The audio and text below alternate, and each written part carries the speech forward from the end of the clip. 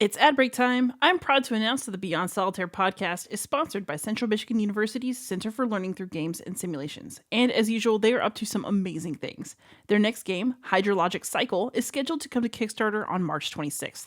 CLGS also continues to offer classes in partnership with Gen Con. The next course, Classroom Game Design, Yes We Can, will be taught by one of my absolute favorite teacher gamers, Dr. Christiane Hintz. It begins on March 4th, and you should definitely sign up for it. I'll also include a final plug for myself. If you like the show and want to support it, you can do so by going to patreon.com/beyondsolitaire. Thanks to listeners like you, I've been able to keep upgrading my equipment, subscribing to StreamYard, and more. But for now, let's get on with the show. Hey gamers, this is Liz Davids from Beyond Solitaire, and this week on the pod, I'm here with a very special guest. This is Dr. Henry Lowood, and he is the Harold C. Hobach Curator at Stanford, which entails a lot of things. So, Henry, tell us more about your job. Oh, my job. What do I do? I'm responsible for some collections at Stanford. So I'm the guy who brings in the stuff in history of science and technology, and also the film and media collections. And in addition to that, or as part of that, I run something called the Silicon Valley Archives at Stanford. So we have our own exhibit space, and we do our own programs and help people who want to do research in history of science or film and media studies. And for this podcast, the most interesting thing is that the game collections that we've been building at Stanford now for about 25 years have been, through my work and through the collecting areas that I kind of preside over. So, if I recall correctly from Googling, y'all were the first video game archive at a university. Is that correct? That is correct. I've stated that in writing and at numerous conferences. Nobody's contradicted yet. We were the first institution to collect a historical software collection, and this collection, the Stephen Cabernetti collection, consists 80% of games because 80% of the titles published in the 80s and late 70s and early 90s were games. That's the range of this collection, 70s to early 90s. To that time, the only institution that had done anything really with games at all, game software, was the Library of Congress. But that was not because they brought in a collection. That was because people were depositing things there. So we were the first to, acquire a collection. It's about 20,000 software titles and, magazines, books, uh, 75 platforms, consoles and things like that. So that was a big collection, and we're still conducting projects around what to do with all that stuff. Yeah, I have many questions about what one does with all that stuff. But first, I just wanted to ask, do you feel, I guess maybe we'll get here over the course of this conversation, but something I kind of want to define the rest of the episode is how have things changed in terms of academic institutions taking games seriously, treating them as something that should be preserved and studied? I feel like your career has really spanned like a full range of, oh, nobody's ever done that before. So I think things are very different now. So do you have any general comments about that before we kind of circle back a few times throughout the course of the conversation? Oh yeah. uh, Well, your instinct's correct. Massively changed. So the Cabernet collection we acquired, sort of nailed it down 98, 99, somewhere in there. Um, Now and then you'll see people in game studies referring to the year 2000 as the year zero of game studies, right? So we actually are, you know, You're BC or whatever prehistoric. that would be. Yeah, uh, as far as that goes. And I remember in the first few years, there were several places like UC Irvine, for example, they had an initiative to introduce a game studies masters. That was probably like around 2002, 2003, something like that. And the faculty senate voted it down. There's thumbs down to that. Uh, so for preservation, game studies, everything, in the early 2000s, uh, there wasn't much going on. It was just barely starting.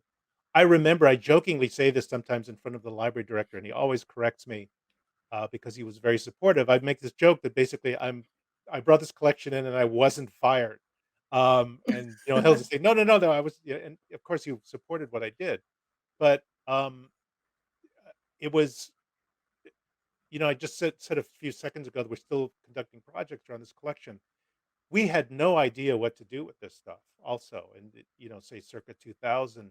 So we've been going through a series of funded projects in the federal government, kind of in the order of the workflow you would expect from something like this. We've done a project preserving virtual worlds and what to collect and how to collect it. We did the game citation project on how to catalog games. We did a project with the National Institute for Standards and Technology about how to pull the software off of obsolete media and all those things. So we've done all these projects to sort of figure out each step of the way. We're still in a stage where we're figuring out access to the collection. We're doing projects around emulation right now. And it really was just not knowing. It was not even to the point of do people is this legitimate or not? Yeah, but there were just questions around the basic steps of acquiring, cataloging, providing access, citation for scholars, none of that was in place. Likewise, game studies, the people who would be the customers in a way for a collection like this, that field was just coming together. So at the time, it was difficult to know what would be needed for that kind of work. You fast forward to today, game studies, I would say, is a thriving field. There's loads of programs now, certainly at the master's level. I think more of the PhD level work, graduate work, is being done in traditional departments. So, in a history department, or film studies department, or media studies group, or something like that. Um, but people are coming out with PhDs. There's a whole new generation of scholars now who are changing the field dramatically. And in the preservation world, we've figured out a lot of it. In fact, I would say today, for digital games, not for board games, but for digital games, the main obstacles are no longer technical. The main obstacles are probably legal, for distribution and access to what we've done. But we can handle and we can distribute games through various means that are now in place that we had, weren't even a twinkle in anybody's eye 20 years ago. They just didn't exist. So it's literally kind of a literally, I guess I'll say literally, it's a night and day kind of thing. Where night it was very uncertain. Now I'll say, as a curator, I've been doing this for a long time. Um, One of the things I like to do is to try to figure out a field that is about to break open, and then to try to anticipate the kinds of materials that would be needed for a field like that. I'm not scared of media other when they're not printed books. If digital media are involved or things like that, doesn't scare me. And I just hope that my colleagues in the library will go along with me to do that, because none of this would have been remotely possible just by myself.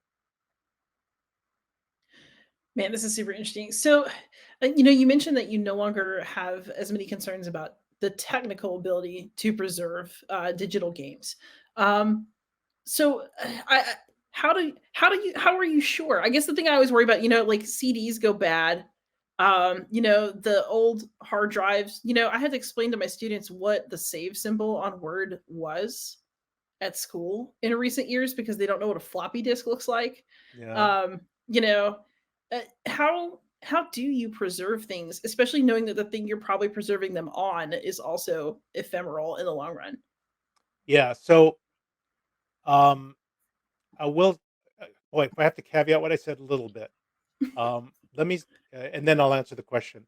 Um, Yeah. the caveat is, um, the game the game distribution mechanisms of today in the last 5 to 8 years have transformed my statement about we can do everything with technology. The legal thing's the main obstacle. Um, Many of the techniques that we can use now to and easily handle games from, say, the 1980s, 1990s, are no longer valid in the era of siloed stores, mobile games, software as a service, where games are updated every day in some cases, stuff like that. And So that's the caveat about the technology. I don't think we will ever, if we think of the software part of it as a library, okay, I don't think that library will be complete in the future. So a game like, if you take a game, I'll take something I play like EAFC, which is the former FIFA series game. That's a game that's updated every day, and depends on a community of millions of people to play it.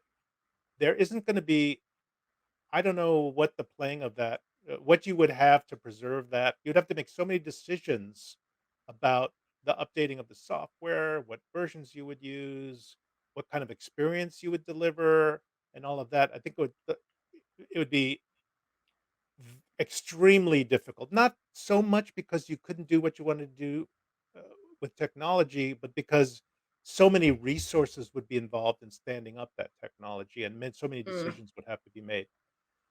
So that's my, sort of caveat, but my answer to that in part is that that's the library, and we can go with different approaches to the library that will deliver something to the historian of the future, let's say. So there could be video recordings of, say, a thing that happens in a massively multiplayer game. There could be people could record videos and screenshots because standing up World of Warcraft in 2100 with no player community, where it's just the graphical world and some of the affordances some of the things you can do is, you can kill a monster and that sort of thing, but there's nobody in it. It's not particularly interesting. It doesn't tell you much about the way the game was played in our era. But a video recording of things that happen, or recording a blog of somebody who's telling you about their experiences of the world, be more important. And that's the key thing. We don't have to preserve, the library doesn't have to just be, we've perfectly assembled authentic versions of games running on the original platforms and all that. We can figure out ways to deliver that differently. But the other key component of this is documentation. So we assemble documents relating to games and to the experiences that players had in game worlds and things like that. You get a pretty good idea. And guess what? That's what historians do anyway. Historians don't live in the 19th century when they write about it. They use documents to learn about the experiences of people who lived at that time. And I think that would be the same for game players, and likewise for game design. You'd want to have developer notebooks. Uh, you'd love to have a few games that are where the development process was documented in a very detailed way, so you could follow that. It's complicated to do that, by the way, but I think we end up coming back to a position that's very similar to archiving history in general. That it's not, we don't, when we think about what historical documents will be left about the first Gulf War, we're not talking about actually being in some kind of simulator of that world, because that then would be our experience. Rather, we want to know what people at that time experienced, and for that, we need to intelligently assemble all kinds of documentation, visual, written, all kinds of things. And I think we need to do that for games too. So when you mentioned intelligent assembly, I was actually going to ask, so you kind of led me here. What role do things like Let's Plays and game reviews and think pieces about games play in the archive? So clearly a role, but so then my question would be, how do you select what goes into the archive, and then what kind of work is involved in archiving those aspects of our lives? Yeah.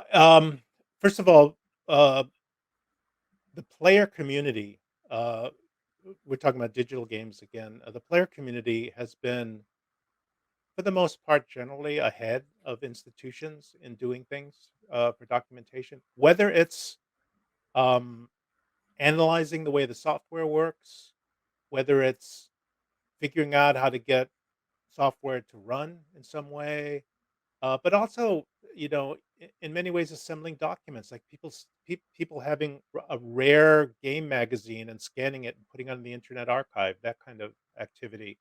Those are all really important. And the thing about it is, um, I think the games present a very unique opportunity to do that, because uh, players participate in a very fundamental way in games, maybe in a different way from readers, say, for books or viewers for movies. They're actually in part documenting any game that they've played. In part of it is documenting their own experience in that game. It because each gameplay is going to be different. Um, but players have played a huge part in that. And the thing to keep in mind is that if you look at the history of libraries and museums, it's kind of always been the case that institutions rely on individuals outside the institutional world to build collections and convey them in some way to institutions. If you think about Smithsonian, the biggest brand in the museum and library world, it started as Smithson's collection, right? And the stuff that he had put together. Or any library has numerous named collections, things that people have given the library. And likewise, I think in the game world, people will begin to put uh, together collections. In some cases, they'll deposit them with libraries. We're already assembling archives in some cases that have been given to us by developers, Steve Moretsky, people like that. Or we've, as we were talking about before, we're also interested in documentation about the whole culture around games. The podcasts, let's play videos, all sorts of things like that. You may know, I don't know if you knew this, I did a lot of my work on the history of machinima, on early, game-based film movie making, and that's, work that was done entirely by the player community. So, all of those, um, films should be preserved. I started a kind of a collection at the Internet Archive to do that.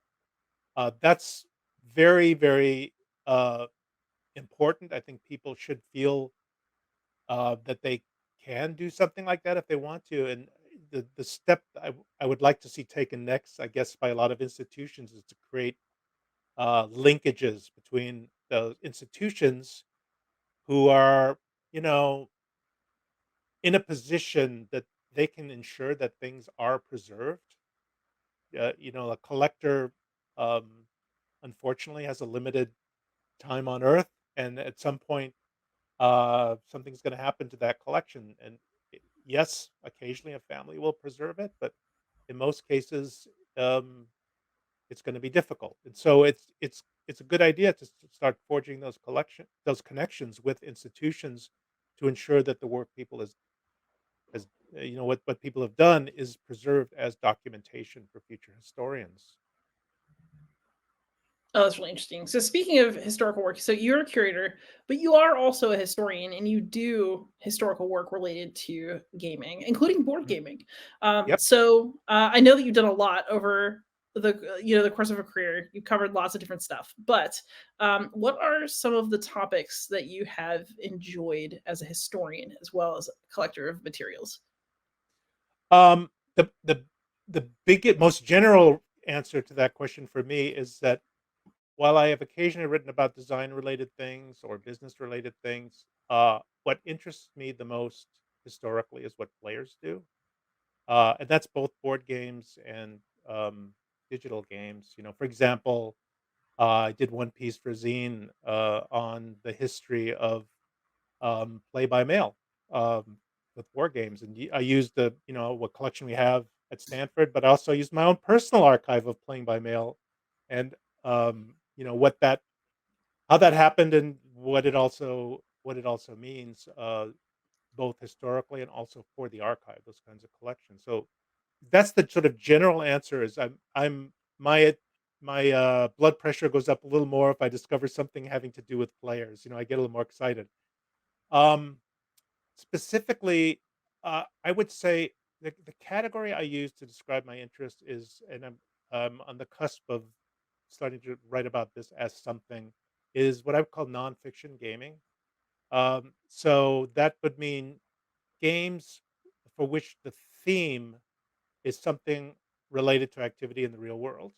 For me personally, that's three broad categories: sports games, war games, and historical games.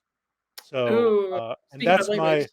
my yeah, that's my if you look at what I have, I haven't played a shooter. I haven't played a fantasy game, or anything like that, shooter that's based on a fantasy environment or anything those kinds of things probably for about 20 years now. I've just I just at a certain point, 20 is exaggerated. Let's say, yeah, at a certain point, I felt like both from a design perspective and thematically, those things had run their course pretty much. I love Tolkien, but there are only so many fantasy games, you know, for me. Whereas, basing games on reality uh, uh, gives you, so many more opportunities to do things. And I realize this is just, just my personal preference. But yeah, so those are the kinds of games that I play, and I've been thinking more about uh, what that means. We did myself and Carlin Wing and Ray Gwynns did a book on FIFA a couple years ago. A bunch of essays about that game, and it's you get into a lot of issues. I know you've written some about this sort of thing about how game design and play and all that um, interacts with what's going on in the world. So if you play a game like Votes for Women, you're going to start encountering issues that that result in a reflection on how history relates to your current circumstances, or games about, as there have been games recently about that touch themes around identity and racism and slavery and those kinds of issues. um, that to me is just fascinating.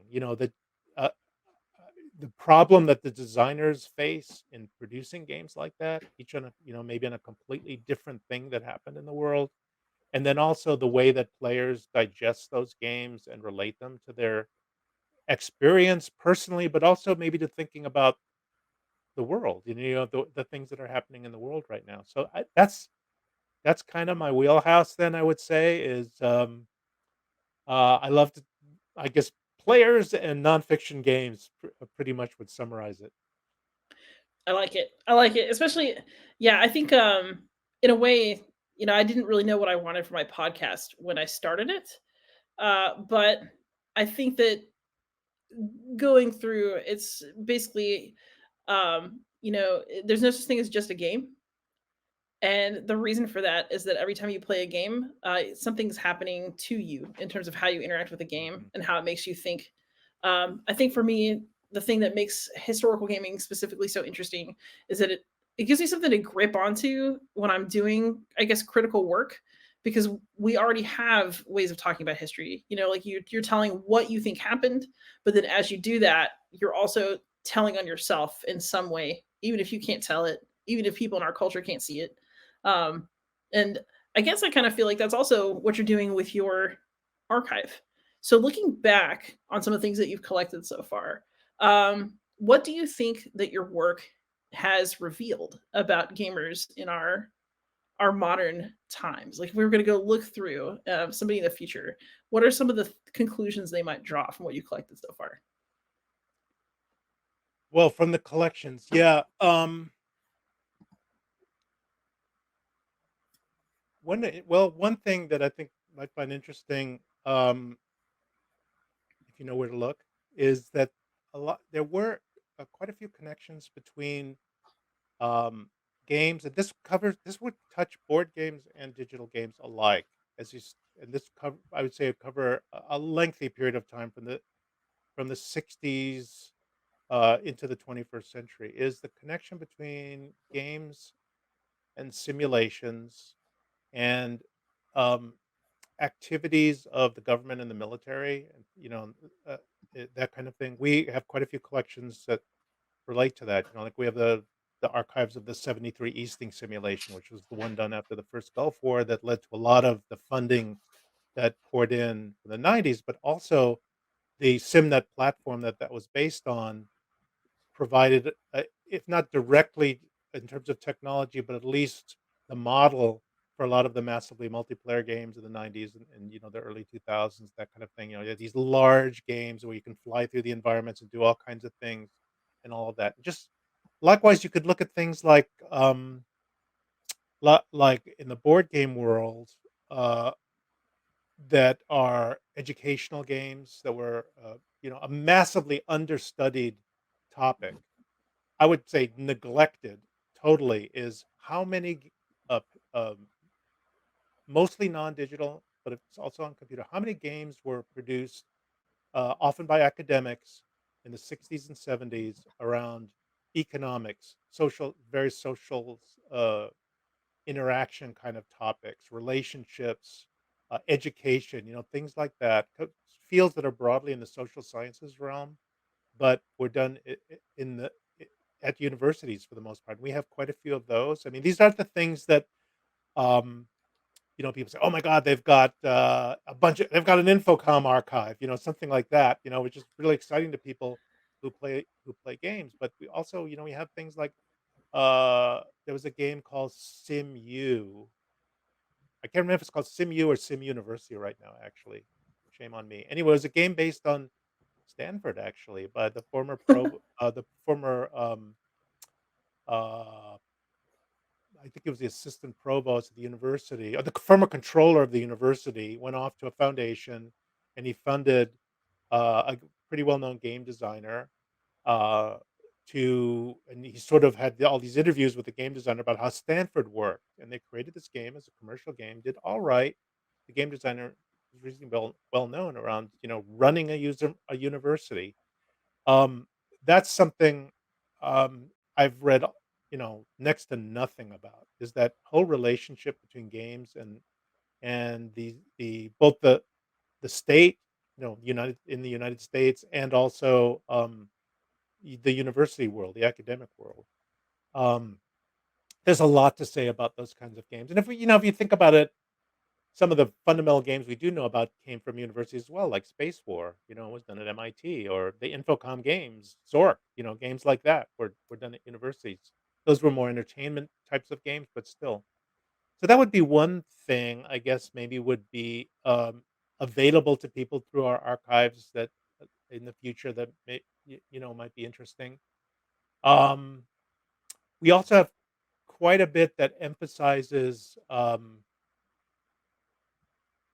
maybe like the cultural dynamics around games. I'd mentioned like the No Don't Die podcast, the David Walensky's podcast. We have the archives of that.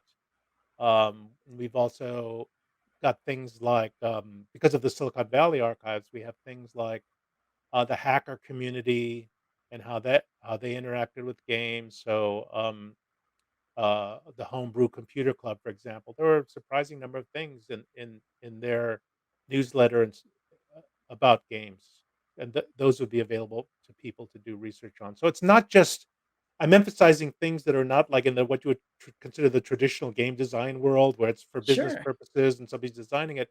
There are a lot of other things going on around games at other kinds of places. People just designing technology, or working at universities and thinking of games as another way of creating knowledge, about those subjects. So that's available in our archives, as well as, a bunch of Nintendo games. Fantastic. Yeah. So, kind of back to play by mail. I'm curious about this because my friend Oh, Fred Serval from Homo Ludens and I do a series called War Game Archaeology together, hmm, where we've been reading through the general, and like we got on yeah, Vessel and we played D-Day, and like we're trying to go back and kind of like get a glimpse, right, of the yeah, history of our hobby.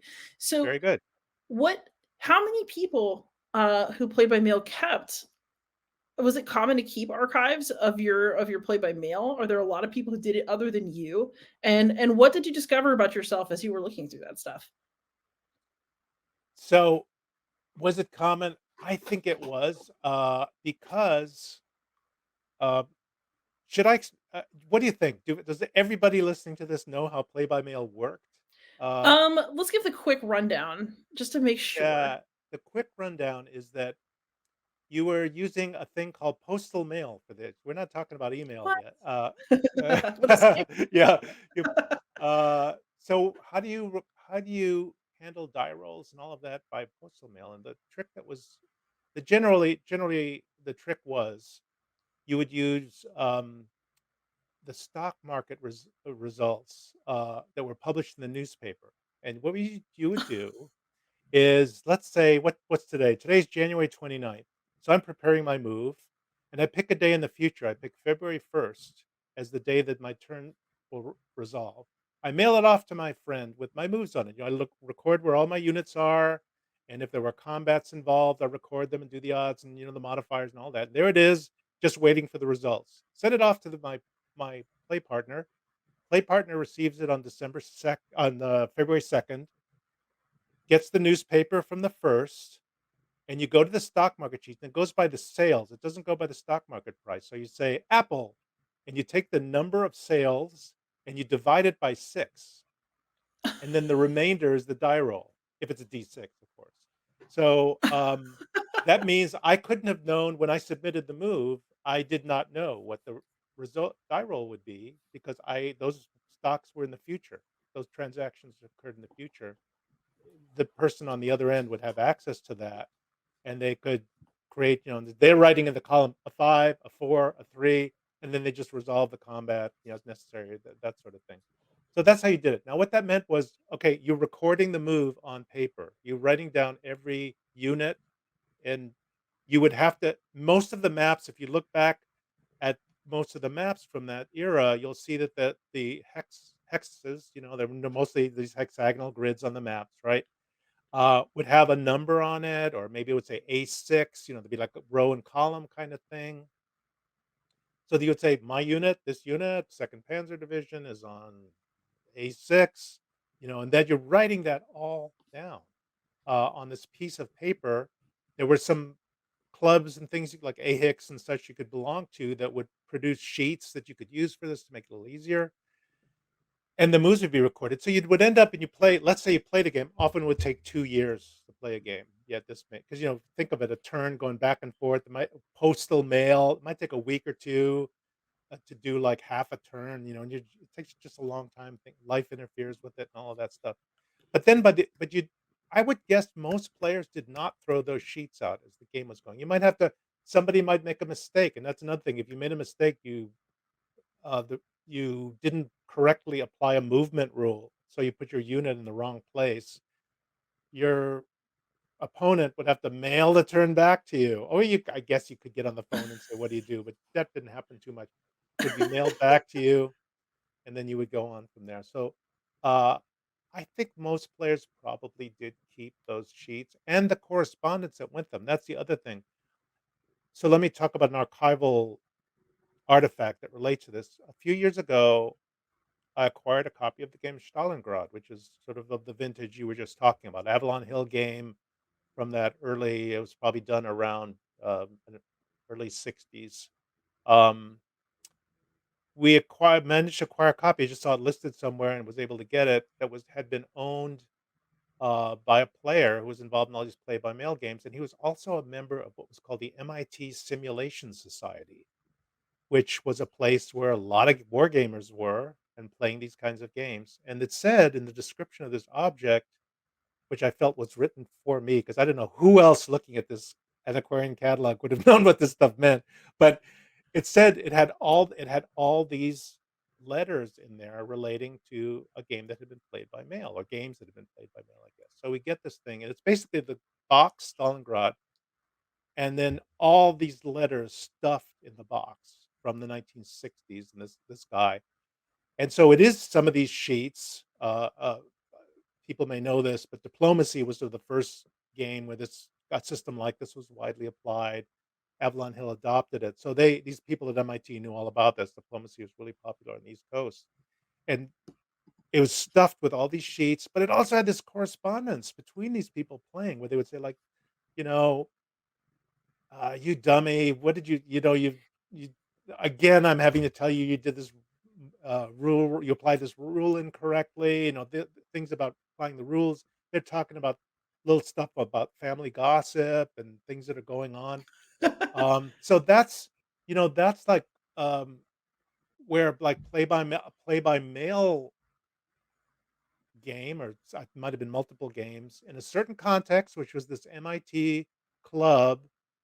And we know about the importance of MIT for computer games and things like that.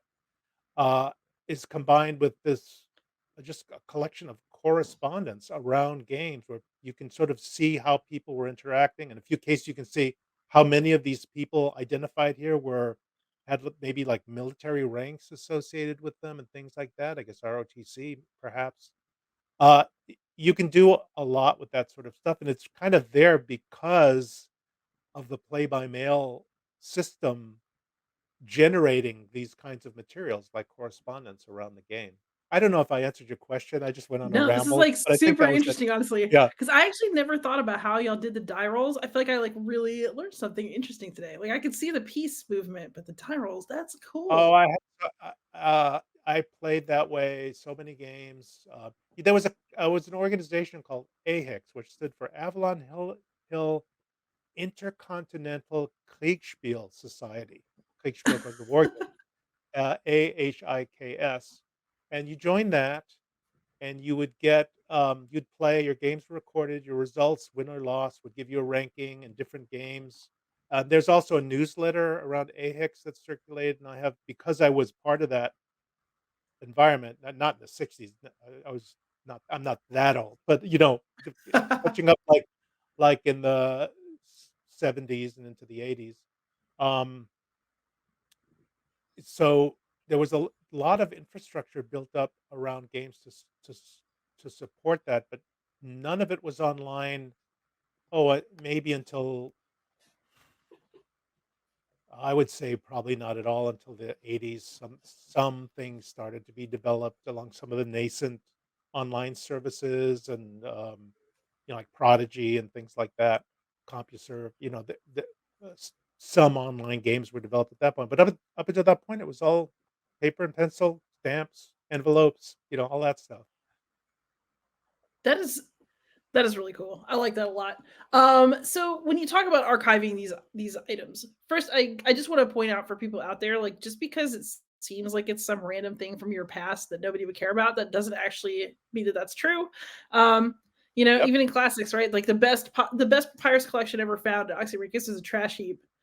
So I'm just saying, like your old working papers might be worth something to someone. But also, how much of your archive? I mean, do you have much board game stuff at all? And if not, is that something that people have started to think about? A really relevant question for us right now. Okay, we're just this year we are putting everything together to get really serious about collecting board games for the library. We have collected some. I mentioned the Stalingrad thing. We have, a copy of Jim Dunnigan's first game up against the wall. The game he did at Columbia University, things like that. Uh, Collected individually, those go to our special collections department actually, because those types of things are quite rare. We've done that a little bit at the Silicon Valley Archives. We have a new space now where we can do events, and we have a thing called Tabletop Tuesdays that we do every month. So we've got a little collection of board games in house to service that event. Basically, the structure of that event is we bring a speaker in to talk about a topic, and then for maybe half an hour, and then we spend an hour playing a related game. Um, so sometimes it can be a game that's related to Stanford by a theme. Let's say we had a "Who Killed Jane Stanford" thing, around the book about Jane Stanford's death that was written by a Stanford historian. We had to talk about that, and then we played a game of Clue that my exhibits designer had transformed into a Who Kills Jane Stanford game. We do things like that, but then we also will play, like we just recently, had a lecture about gems, and we then played, a game about that. So we've done that since we've starting to build up a collection, and I've started thinking about getting serious about the library collection part of it. And there's a very big positive reason for doing that, and there's a very big problem with board games. And the A big very big, positive, yeah, big. I Uh, guess. the big the big good reason is that board games are print artifacts, and that's right. And that is much easier for libraries to see as like traditional sorts of things. And many people in a library who couldn't care less about board games, maybe playing them, can appreciate particularly the current wave of games. There's so many just beautifully printed um, maps and things like that. There have been a couple of exhibits now in libraries about game maps. So that part of it fits really nicely into the library world, in a way that maybe the digital games project was more like a new media sort of project, along with other things like that that are in this. We're doing stuff in addition to the traditional sort of library. So that's a good reason. The problem is you've got a board game with 500 components, and somebody's going to check that out. What are we going to do when they return it? How are we going to? How are we going to? It's fascinated me because this goes back a little bit to a question you asked about earlier. We're not the only institution that's understanding the need to start collecting board games. There are others, and I receive when a library, an academic library somewhere decides to collect games, digital or board games, they usually call me because they think I know something about it, like just because of the history that Stanford has had. In the case of board games, I really don't because we haven't really collected that much. But the nice thing about that is I hear about what when people call me, they tell me, "Oh, and I've also talked to somebody at this place or that place, and they did this and they did that." So I've been hearing about all the different mechanisms some libraries have put into place to deal with the problem of circulating board games. It's very interesting, and we're gonna have to think about things like probably creating manifests for games that don't have them, or another one, believe it or not, is accurately weighing games.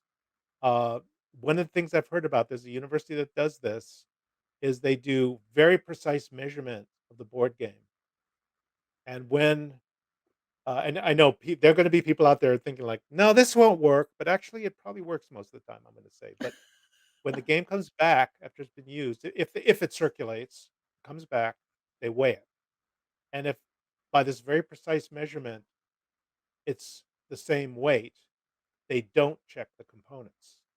They assume that everything is still in the box, and if the weight is off, then they go to a manifest and they actually have to look at things. If you think about it, I'm in the war game world.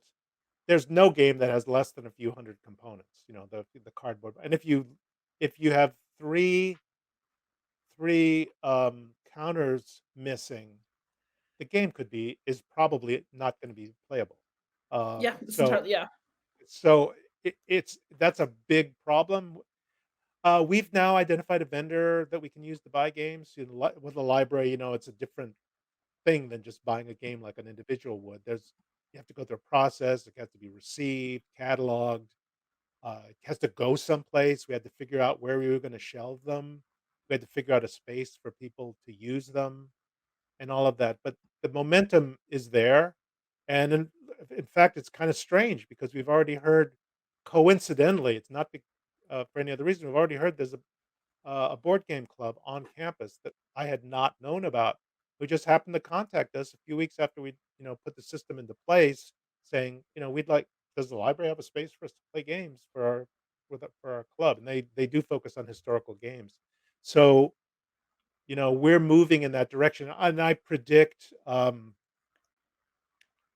just based on the importance of board game design in recent years and the innovation that's occurring in that space, that institutions that are serious about uh, documenting game design and providing examples uh, of important game design are going to have to start thinking about board games.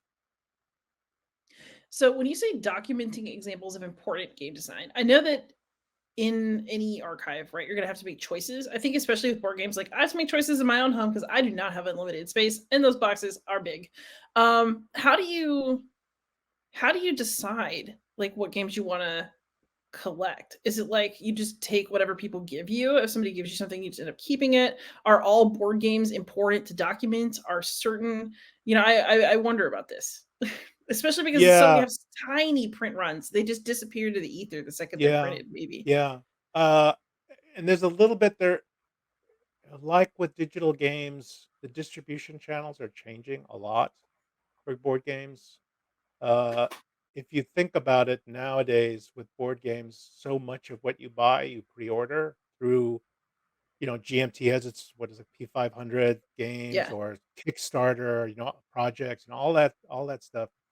Um, it's not as straightforward as just like ordering a game that, and game stores are not as plentiful as they used to be, where you can go in and look around at things. So it's a mix of opportunities that come up that you just happen. A person contacts you about a collection they have, or it might not be a person contacts you with maybe has a Stanford degree, so they thought they would contact Stanford first. They tell you about the games they design. They may not have been on your radar at all. They may be a kind of game like speaking of me personally, that I don't know about. But it's a complete archive of when I designed this game. You say, okay, this is a known game in this other genre. It's I don't know, a Barbie game or something like that. I don't know much about that, but wow, this person has really saved everything they did on this project. That's interesting. So that opportunity might be something that drives an acquisition. Then you add to it your own personal predilections. What you like, what you know about, that's part of it.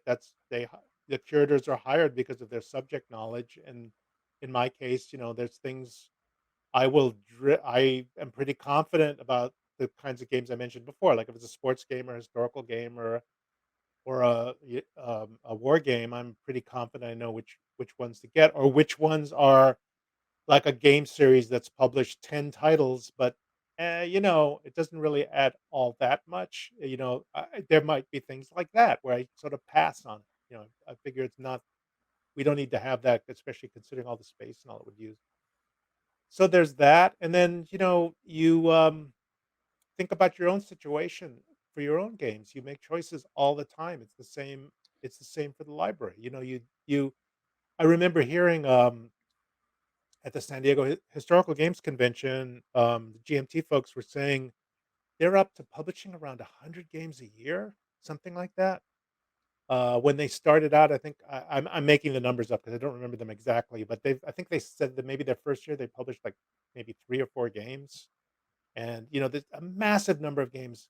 Nobody, well, there's some rich people around who can buy every game, I'm sure, but and have the interest, but most of us can't buy 100 GMT games every year, right? So we're going to make selections. We're going to choose that something will define our interests. We might say, I'm only interested in solitaire. We might say, I only want to play short games, or whatever, hour-long games.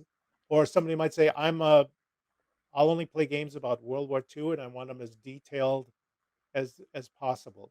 Those kinds of things. Well, I might make similar decisions. I might do something because a faculty member is working on colonialism. So I'll say, yeah, imperial struggle, that's going in the collection. And that kind of thing. So it's a lot of different considerations that you kind of track all at the same time and compare to what's available. I left out one thing, which I mentioned with the Stalingrad example. There's also antiquarian games, the games that are no longer in print that come up in various ways. So it may also be something like out of my own interest, or somebody I know is working on a project. You say there's interest in the early history of SPI as a company. And so I'm going to try to get these games from the late 60s to mid 70s. And that means that could be a years long effort, of tracking different places where eBay and things like that, where games might be offered. There's just a lot of every day is different. There's just a lot of different things that you have to do. That sounds great, though. So I do have Yeah. a question then. So we've talked a lot about tracking down physical media. One advantage, I guess, and disadvantage of board games, right, is that they take up a lot of space. They're physical objects that you can track down and look Mhm. at and touch. So I guess for video game collecting, what is going to happen when people no longer own games and are thus not able to donate them because they're all something we streamed? Right. I alluded to that briefly before. Yeah. There's an essay by Eric Kaltman, who used to work for me. He got his PhD at Santa Cruz. He's now at the University of Alberta. He's has a computer science degree and has worked on game preservation, but he's also a historian. He's kind of a mix of everything. And he wrote an essay while he was still working with our How They Got Game project at Stanford. He wrote an essay called something like "Why Current Game Preservation Won't Work Anymore." The title is something like that. And that's basically what you just described. All of the game preservation stuff that I was so chirpy about before, I was saying like, "We've solved all the technical problems, right?" Right. Oops, And you mentioned oops. things changing and updating, but, like, at least you could get a disc. But Yeah, now mm, yeah. So it's going to be a mix of 2 or 3 different things that will get us there.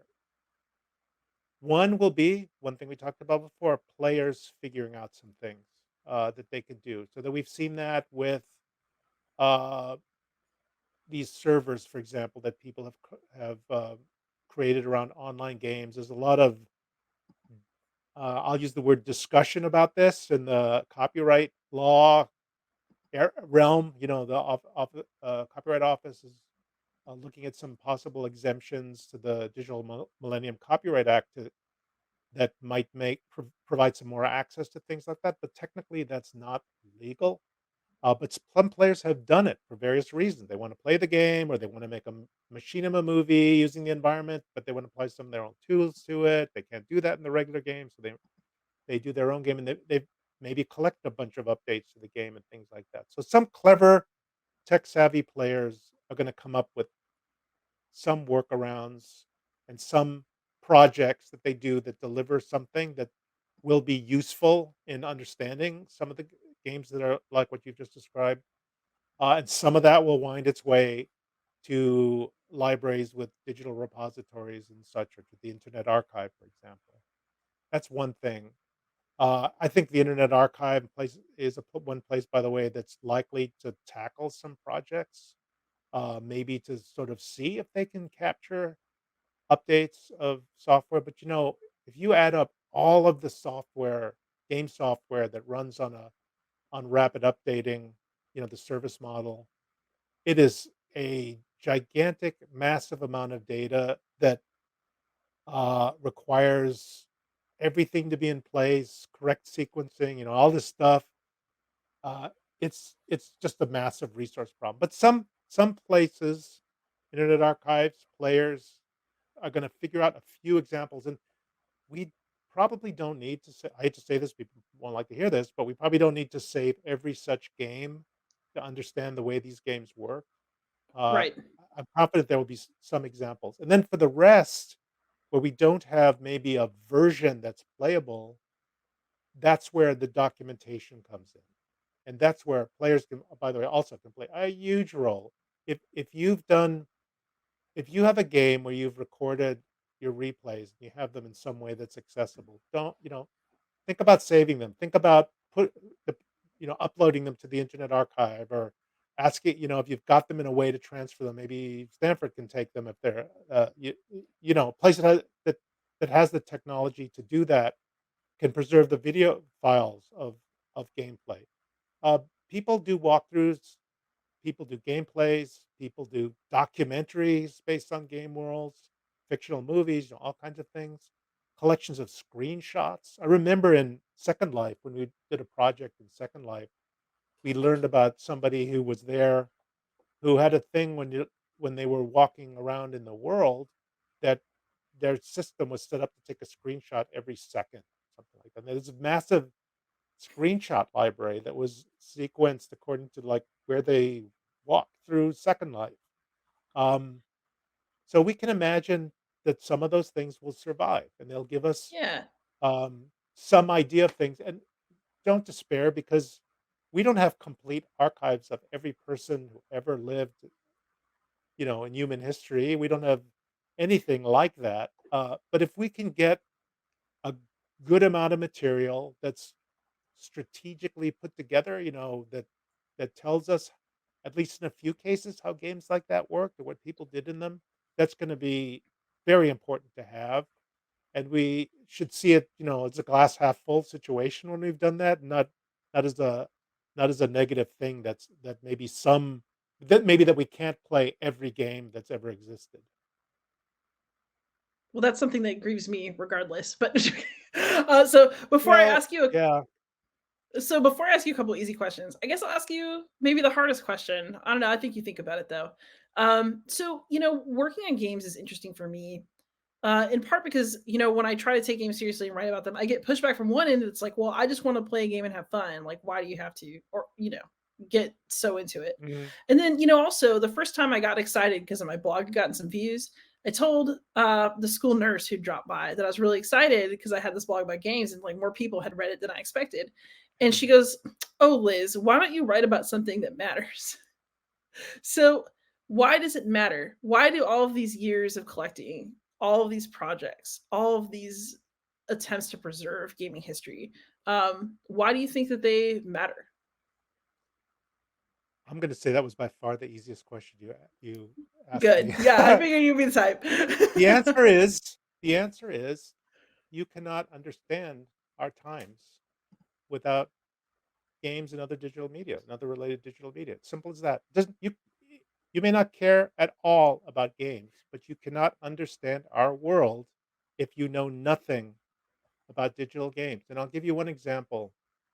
Whatever you think about our current political environment, um, that environment and the way we use online media and such owes a lot to online forums and such that grew out of the game world. If you're thinking about Gamergate, 4chan, all of those things, there's strong connections with the game world. And in fact, the politics on the right side of the spectrum, there are a number of people who are active in Gamergate who are active there. So you cannot tell a complete story of that part of our culture and our politics without some reference to what was going on in game culture. Doesn't mean you have to understand like the lore of every game that was ever created or have to be an expert on what a first person shooter is or that sort of thing.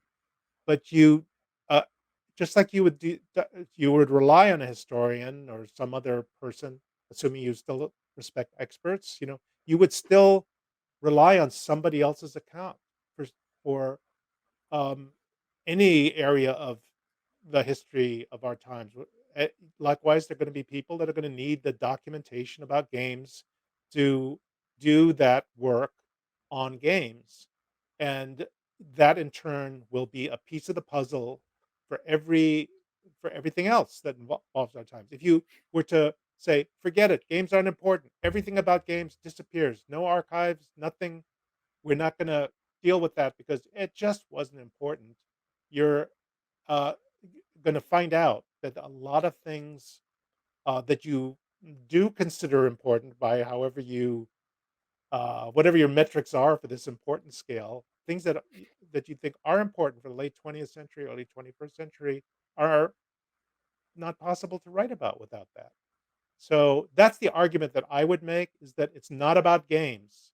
It's about our history, our culture, and games are a piece of that. So the history, the justification for historical attention to games is the same as the justification for anything else.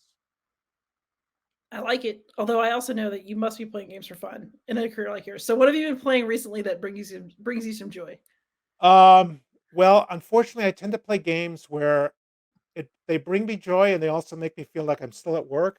Uh, I like so EFC. I play EAFC. I play uh, that football game, football folks, the real football. And uh, I play a pay to play game called Evany quite a bit. It's an online game. It's sort of so loosely based on history. It's not really a historical game, but it's got a lot of fun references to history in it, and it's got the community of people I play with is pretty good. And those are games that like are persistent world games. Basically, a lot's going on every day. There are events in those games, and so it's a lot of your attention. Besides that, that's my digital world game playing, and that's about it. The everything else I play because I'm doing research on something. Board games, I'm much more all over the place. Today, I was playing a little bit, few turns earlier, and we'll finish tonight with one of my sons is visiting. Oh, and I just blanked on the name. It's shoot! It's that early coin-inspired game about the war on terror. Why am I blanking on the name of it? Labyrinth? Uh, Yes, thank you. Okay, yeah. Yeah, I just want my mind just went blank there. We're playing that right now. We were playing Flashpoint. My other son was visiting a week before, and we played Flashpoint, South China Sea. Um, I've got a couple of solitaire games. You know, those games about the island battles. Tarawa is the more recent Yeah, one. the D-Day Uh, ones. yeah, D-Day. Yeah. You haven't played. I have that set up. But I move around a lot. But online board games, I play with both of my sons, and we play a lot of. Pretty much, we're playing either coin games or games based with my other son on the Paths of Glory system. So that's um, I'd say my really like exploratory fun where I actually allow myself to play different things is in the board game realm. Fantastic. Sounds like you're living the dream, honestly. And then for people who are interested in following you and your work, where can you be found online? Where can I be found online? Well, I'm at Stanford. So, there's a I would just say look up my name, Henry Lowood. It's a pretty unique name because it's a bad translation of a German name. Uh, and you can look up the How They Got Game project at Stanford, or I guess I would recommend is looking at the Silicon Valley archives, SVA dot Stanford.edu. Um, so SVA for Silicon Valley Archives, and there you can see the projects that we're doing, the oral history work that we're doing, the tabletop games series, and follow things like that. Um, yeah, on I kind of backing slowly away from Twitter, so, but if people wanna find me there, they can find me at Liebenwalde, which is Lieben, Walde. That's the correct spelling of my name. Uh, Got it. yeah, my father's name, I don't, not my name. That's the name that was badly translated. Things like that all over. I'm scattered. As with everything else in my life, I'm just kinda scattered around. That you know what? I feel like that's just a modern technological life. Well, we can but you have a podcast. Everybody to Beyond Solitaire, that's Liz, and they go there and all your stuff is there, and I don't have anything like that. Just make a YouTube channel, just put everything there. It'll be Oh, that's so much work. I have to say I really admire the work that you do. The Everybody knows this already, but it's a great it's, the assembly of interviews as a total is just an amazing snapshot of people thinking about games and design. So yeah, kudos. Man, kudos to you. I'm so excited about your work too. So we will probably be revisiting this in the future. Oh, super. You know how uh, to get a hold of me. Absolutely. But for now, Henry, thank you so much for coming on. This has been an amazing conversation. This is super exciting for me and hopefully for everybody out there. Yeah, So we I really hope so. appreciate it. Yeah, thank you. All right, everybody, please like, subscribe, comment, ask questions, and most of all, happy gaming.